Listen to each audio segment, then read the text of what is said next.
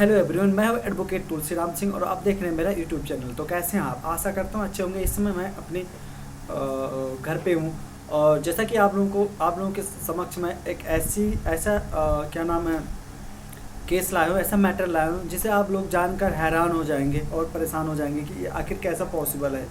होता क्या है, ये बात मुंबई के आसपास का है, महाराष्ट्र डिस्ट्रिक्ट मतलब स्टेट का है। उसमें होता क्या है, एक आदमी होता है, एक मतलब फैमिली होती है, हस्बैंड वाइफ होते हैं जो 26 मई 1986 को शादी करते हैं 2006 में। ठीक है, वो जो वाइफ होती है वो पति के खिलाफ मानसिक क्रूरता का क्या कहते हैं याचिका डालती है अपना डिस्ट्रिक्ट कोर्ट में। ठीक है, और फिर 2003 में क्या होता है, जो मोटा मोटा समझा देता हूँ, उसके बाद फिर हम डिटेल से जाएंगे।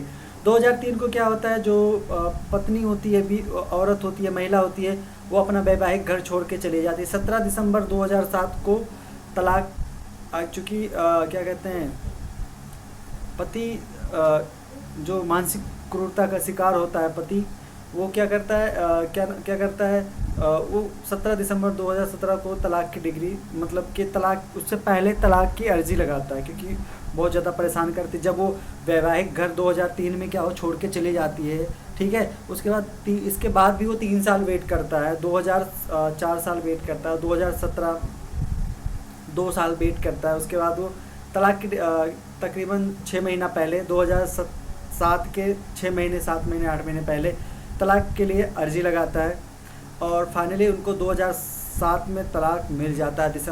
17 दिसंबर 2007 में तलाक की डिग्री मिल जाती है।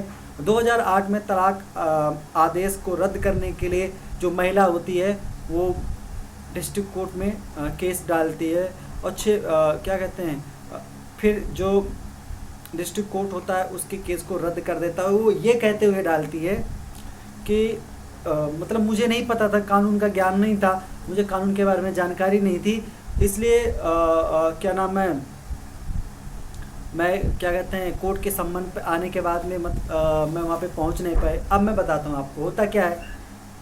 पति को वो परेशान करती है, उसके बाद में पति क्या, जब बहुत ज़्यादा परेशान हो जाता है, उनके 2 बच्चे भी होते हैं, बहुत ज़्यादा परेशान हो जाता है तो क्या करता है वो डिस्ट्रिक्ट कोर्ट में डिस्ट्रिक्ट कोर्ट के फैमिली कोर्ट में क्या करता है, पहले केस डालता है, मतलब तलाक के लिए डालता है। और वो पत्नी एक बार नहीं, पूरा 3 बार अपने पति के खिलाफ आपराधिक याचिका डाल चुकी होती है।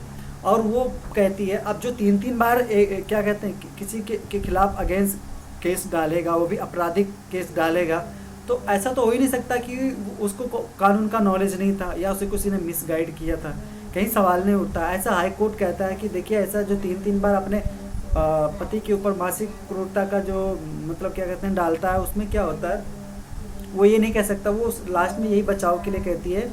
और वो जब क्या कहते हैं डिस्ट्रिक्ट कोर्ट क्या करते हैं, जो फैमिली कोर्ट होता है वो केस को रद्द कर देता है। वो तलाक की जो डिग्री होती है उसको खारिज करने की बात करती है, रद्द करने की बात करती है। तो जब निचली अदालत उस केस को खारिज कर देते हैं तो वो हाई कोर्ट में जाती है। वहाँ पे वो यही कहती है, मुझे कानून का ज्ञान नहीं था, मुझे पता नहीं था। लेकिन जब उस केस पर ध्यान दिया जाता है तो जो हाई कोर्ट होता है वो सीधे साफ साफ कहता है कि देखिए, आपने तकरीबन 3 केस मतलब 3 बार आप अपने पति के अगेंस्ट आपराधिक मुकदमा मतलब केस डाल चुकी हैं। दूसरी बात ये है, पॉइंट नंबर 1, दूसरी पॉइंट जो ये होती है, जो कोर्ट होती है वो 6 महीने तक इंतज़ार करती है, सम्मन भेजा जाता है लेकिन उस सम्मन का कोई रिप्लाई नहीं होता, कोई मतलब ये कि कोर्ट आती ही नहीं है। कोर्ट के बात को वो मामूली समझ लेती है और उसको सीरियस नहीं लेती है।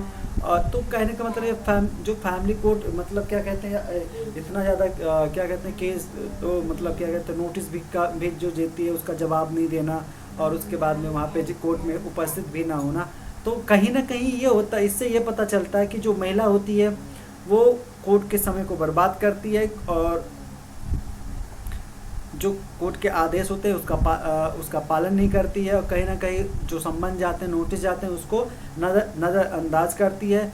और फिर हाई कोर्ट सभी बिंदुओं पर विचार करने के बाद ये डिसीजन लेता है कि जो क्या कहते हैं निचली अदालत ने जो तलाक की डिग्री को दी गई थी, ठीक है, उसके द्वारा दी गई थी वो बिल्कुल सही थी। जो निचली अदालत के न्यायाधीश महोदय हैं उनके विवेक पर, उनके क्या नाम है द्वारा दी गई टिप्पणी पर कोई भी संदेह नहीं है। और वो तलाक की जो दोबारा याचिका जो डाली, तलाक की जो डिक्री की रद्द करने की जो याचिका डाली गई तो उसको एक बार हाई कोर्ट दोबारा फिर रद्द कर देता, मतलब उसको रिजेक्ट कर देता उस केस को, उस आवेदन को।